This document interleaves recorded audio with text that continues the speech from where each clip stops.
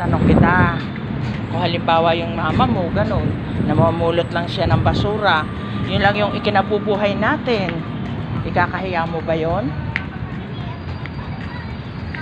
Ikakahiya mo ba yung mama mo na namumulot lang tayo ng basura, kasama ka pa? Papayag ka ba, nakasama ka pa, na ganun kagaya nun, kinakalkal nila yung basura. Okay lang sa'yo, kasama kita? Ay, papanoorin lang kita. Bakit ka? Tutulong ako para mabilis tayo matapos. Tapos nakauwi agad tayo. Hindi ka nahihiya na mamumulot tayo ng basura? Hindi. Nagnanakaw pa tayo.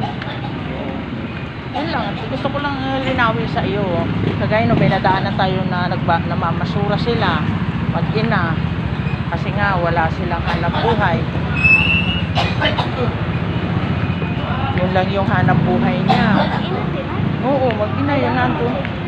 Mag-ina, ano ba sa Manila? Diba? Virus everywhere. Ayan, nandito na po kami sa Robinson. Diba? Guys, nandito ulit ako kasi naubusan ako ng lipstick. Nandito na ulit ako kay Bakla. Hello. Dami na ang views ng ating video dalawa. Marami na. Dapat ko na ulit. Naubusan ka? Oo. Binili mo dati.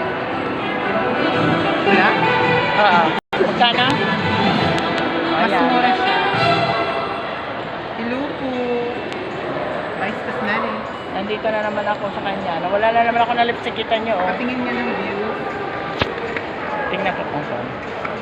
Bye-bye! Thank you for watching. Patingin. Bye-bye.